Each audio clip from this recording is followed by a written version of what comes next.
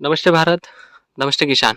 मैं गणेश किसान फिर से किसान कार्यशाला प्लेटफॉर्म पर आज मैं आप किसान मित्रों को बर्ड इंजेक्शन बीआई कैसे करते हैं एक किसान घर पे ही एक्सपोर्ट की जो थीम है, जो प्रणाली है, वो कैसे करे, इसके लिए मेरा थोड़ा सा प्रयास चल रहा है कि हम लोग डोमेस्टिक की जगह पे एक्सपोर्ट अगर प्रॉपर गाइडलाइन अगर फॉलो करते हैं तो आपको इस क्वालिटी का माल लेने में कोई आपका हाथ नहीं रोक सकता है। जैसे यहाँ पर थ्रिप्स माइट्स बिल्कुल जीरो है क्योंकि हर एक बंच में यहाँ बीआई किया हुआ है। ये ब्रदर है यहाँ पर, नव युवक है। अभी बीआई करने की जो प्रोसीजर है, जैसे ये वाला है भैया, 2 मिनट। बीआई की जो प्रोसीजर है, तो सबसे पहले तो मैं आपको थोड़ा सा परिचय करा दूंगा कि क्या क्या चीजें हैं। आपका नाम परिचय बताइए भैया। मेरा नाम वैभव मच्छिंद्र पाटिल। मैं तरड़ी गांव से हूँ, तालुका चिरबूर, जिला धुळे, महाराष्ट्र। आप खुद से बीआई करते हो? जी बराबर। मतलब एक प्लॉट इनका 5,000 है, खुद से वर्कआउट करते हैं। अभी कई किसानों को बीआई मतलब कि ऐसा लगता है कि यार ये मैं कैसे करूँ, क्या करूँ, इसके लिए क्या क्या चीजें लगती है। तो सबसे पहले बीआई करना है तो आपको ये पाइप लगेगा जो स्टील का है। दूसरा ये नीडल है ना, ये नीडल लगेगा जिसको यहाँ पर होल है, ये वाला होल है ना, ये होल है अलग अलग, ये पूरे एंगलों में होल है।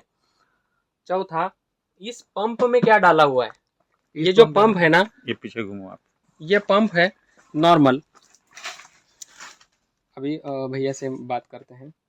ये पंप में कई व्यक्तियों को लगता है कि यार इसमें क्या मसाला होता है और कैसे हम लोग डालें, तो भैया से पूछ लीजिए कि इसमें क्या डाला हुआ है। नॉर्मल चीजें बताइए क्या है इसमें। कुछ नहीं, सिंपल है। पर लीटर पर एम एल इमिडाक्लोप्रिड होता है, जो अवेलेबल होता है एमपी में। हाँ हाँ, सब जगह पे अवेलेबल है। और इमिडाक्लोपिड कॉन्फिडर कॉन्फिडर जी, 15 लीटर में 7 ml लेना होता है सुपर कॉन्फिडर नहीं। है ना। इमिडाक्लोपिड नॉर्मल। और जो सर के ऊपर ऐसी अवस्था में फल लेकर खड़ा इसमें है एक्टर भी चलता है ना। हाँ, अभी ठंडी में एक्टारा दे सकते हो, है। दे सकते हैं, लेकिन कहते हैं कि वो लॉन्ग ड्यूरेशन नहीं होता है, बस हाँ, 14-15 दिन काम करता है। हाँ, इमिडा तो इमिडा ज्यादा समय तक ज्यादा काम समय तक करता काम है। करता लेकिन है। होता क्या है, कभी कभी ठंडी में वो अलग ये देता है, तो एक्टारा भी दे सकते हैं जी हाँ। इस समय ठंडी में। ठंडी का खाली उतना अगर टेम्परेचर डाउनफॉल आ गया है तो वो देना है, अगर नहीं है तो इमिडा तो कंफर्मेशन है कि इमिडा को दे सकते हो। अभी थोड़ा सा किसान मित्र को दिखाओ कि ये कहाँ करना है। अभी ऊपर इसमें सुई लगा, नीडल है ना,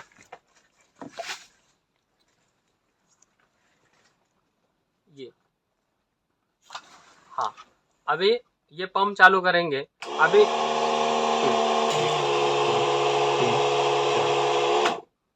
ओके, अभी हो गया इनका। अभी इन्होंने किया क्या भैया, कई बार कई किसानों को लगता है कि इसमें लिक्विड कितना जाना चाहिए, वो एक क्वेश्चन होता है।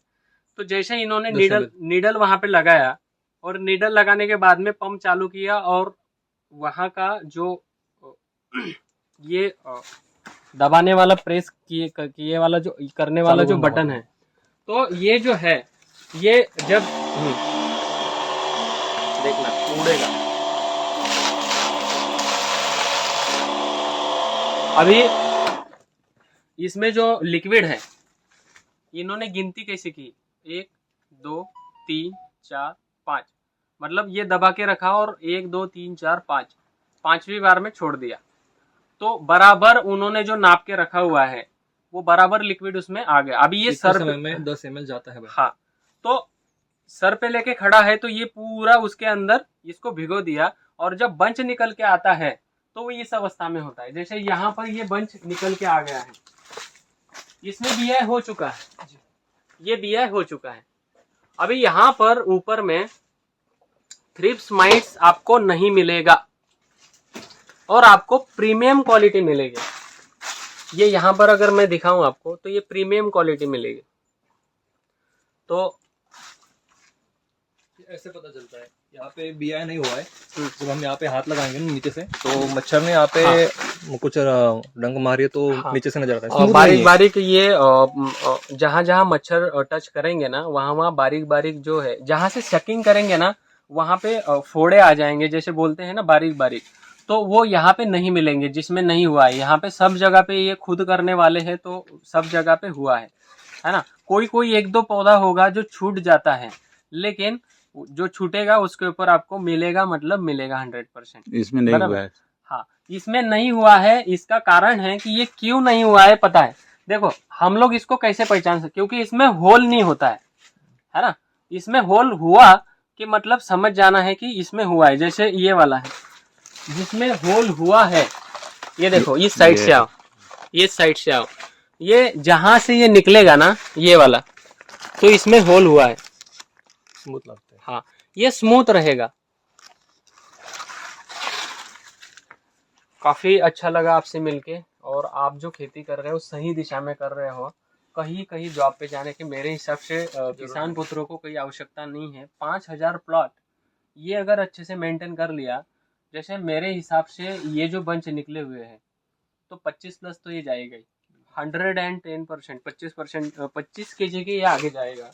ये जो बंच है ये वाला, मैं नॉर्मल बता रहा हूँ, ये 30 kg भी जा सकता है। बराबर 30 kg, मैं 25 ही पकड़ता हूँ, और 25 के 25 kg दूसरा 10 रुपया ही रेट मिला। मैं 10 रुपया बोल रहा हूँ, 1000 रुपया, तो 250 रुपये का एक बंच है। खर्चा कितना है अपना? लोग बोलेंगे खर्चा भी बहुत करते होंगे, वो खर्चा भी बता दो। तो मेरा इसमें सिर्फ 60,000 का खर्चा है अब तक, कितने पौधों में? पूरे 5,000 में। 5,000 पौधों में 60,000 मात्र। आप अगर जोड़ोगे मतलब कि 60,000 डिवाइड बाय 5,000, 12 रुपया प्रति पौधा खर्चा है। क्या सही बोल रहे हो? किसान मुझे बोलेंगे गणेश भाई झूठ बोलते हो। ये कम है, वो इसलिए मैं नाराज भी हूँ, है ना? क्योंकि मैंने 1261 नहीं दिया, 0534 नहीं दिया, 1305 नहीं दिया, ये सब नहीं गया है। ये जाता तो और भी अच्छा रहता। 12 रुपये प्रति पौधे का खर्चा है। आपकी एफर्ट, आपकी मेहनत, ड्रिप पकड़ के 25 रुपया पकड़ लेते हैं, तो इससे 250 रुपया भी मिला। तो अपने 5,000 पौधे हैं, मैं 5,000 पौधों में से 500 पौधे दिमाग से निकाल देता हूँ, तो 4500 पौधों में जैसे 4,500 पौधा गुणित 25 किलो, तो 1,12,500 किलो गुणित इसको 10 रुपये भी पकड़ता हूँ तो 11,25,000 रुपये का माल बन रहा है, जिसमें मात्र 60,000 रुपये खर्चा है। और मैं मेरे ब्रदर की जो मेहनत है, जैसे 50,000 रुपये महीना इसका जोड़ता हूँ, क्योंकि ये खुद काम कर रहा है ना, तो 12 पंचे 60, 6 लाख रुपए इसका, तो 6.5 लाख रुपए लगाने के बाद अगर 11 लाख रुपए हमें रिटर्न मिल रहा है, तो कहीं जॉब पे जाने की मेरे हिसाब से आवश्यकता नहीं। दूसरा, आप खुद के मालिक हो। जी हाँ, बराबर है कि नहीं? आपको लगे तो कंधे पे पंप लिया, लगा दिया, आपको लगे तो नहीं लिया, लेकिन बिल्कुल। समय पे लेना ही पड़ेगा। बिल्कुल। ये नहीं है कि किसान पुत्रों को मैं ये बताऊं कि जब चाहे तब, समय पर काम करना पड़ेगा। समय पर काम करने के बाद में ये रिप्लाई आता है, ये मानते हो? जी हाँ। 110%। ओके। आप हमारे किसानों को क्या निर्देश देना चाहेंगे? मैं तो उनको कहूँगा ये वैरायटी लगानी चाहिए, क्योंकि इतने कम खर्चे में, इतने कम पानी में इतना अच्छा दे रही है। मैंने पिछले साल लगाया था, मैंने दूसरी वैरायटी भी लगाई है, अगले साल भी मैं यही लगाने वाला हूँ। हालांकि मैं देख चुका हूँ दूसरी वैरायटी कैसी है, ये कैसी है, फिर भी मैं इसको लगाऊंगा, क्योंकि मुझे इसमें कुछ बात नज़र आती है। और केले में किसानों को जाना चाहिए या नहीं जाना चाहिए? बिल्कुल जाना चाहिए। पिछले 2-3 साल से देख रहा हूँ बहुत ज़्यादा केला लग रहा है, फिर भी केले में अच्छे रेट मिल रहे हैं, फिर भी किसान पैसा कमा रहे हैं, तो जाना ही चाहिए। अगर आपके पास पानी है, क्षेत्र है, तो जाना ही चाहिए। यंग जनरेशन के लिए आप क्या बोलना चाहोगे? क्या बोले, अभी करना ही चाहिए, अच्छा है। यंग जनरेशन के लिए ये है भैया कि खुद की खेती में खुद के एफर्ट लगाओ। मैं ये नहीं बोलना चाहूँगा कि आप कहीं पे भी हो मेरी ही वैरायटी लगाओ, कतई नहीं बोलूँगा। आप जहाँ पर हो वहाँ पर रुक कर समझ कर हमें हमारे खेत में क्या करना चाहिए, क्योंकि मार्केट की परिस्थिति, नौकरियों की जो है, सैलरी बेस पे काम करना, ये लगभग लगभग कथा ख़त्म होने पे आ गई है। दूसरा, अच्छे एजुकेशन के ऊपर जाने के बाद भी आप अगर एक अच्छी जगह पे जॉब करते हो, लेकिन आप किसका पेट नहीं पाल पाओगे। ये भाई कम से कम यहाँ से जितना भी केला ये उगा कर पका कर जो मार्केट में दे रहे हैं, दूसरा इतने कम खर्चे में रासायनिक फर्टिलाइजर तो मेरे हिसाब से बहुत कम दिए हुए हैं। दूसरा, जितना इसको चाहिए था उतना ही दिया हुआ है, तो पौधे ने पूरा शक करके उसको डाइल्यूशन करके खत्म कर दिया, मतलब एक्सेस नहीं है। समय समय पे देना चाहिए। दूसरा, एक्सेस अगर हमारी भी बॉडी में कुछ चीज़ें होती है तो वो बाहर निकल के आती है। चर्बी के स्वरूप में, तो पौधे में भी वो कहीं ना कहीं न्यूट्रिशन गेन रहेगा, जो खाने वाले को भी उससे समस्या जाएगी। बराबर। तो इन चीज़ों के ऊपर मेरे किसान को रुकना है। अकेली केले वाली फसल बनाना प्लांट के ऊपर नहीं मैं बात कर रहा हूँ, हर फसल के लिए। अभी भैया का पपीते का भी प्लांट है। जी हाँ। शायद केला देख के मुझे तो पता है कि पपीता भी बेस्ट होगा, मैंने तो देखा नहीं है। पपीते में लपड़ है इस साल। जिन किसानों ने लेट पपीता आया या जिनके अभी दिसंबर 15 के बाद में जिनका पपीता कटिंग पे आया, तो वातावरण के अनिवन की वजह से पपीते में कई सारे डिसऑर्डर आए।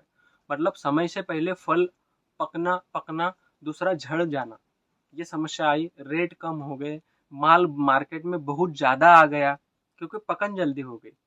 अभी आज के 1 महीने बाद फिर से क्रैशेस बढ़ेंगे, फिर से रेट बढ़ेंगे, लेकिन उस समय किसान के पास फल टंगा नहीं मिलेगा। लेकिन आज आवश्यकता है कि हमें हमारे पपीते के प्लांट में अगर नीचे से ऊपर तक फल है और आधे फल खत्म हो गए हैं, तो ऊपर के फलों में क्या नियोजन करें, या ऊपर का छाता बचाने के लिए हमें क्या करना चाहिए। तो किसान कार्यशाला आप लोगों के साथ में है।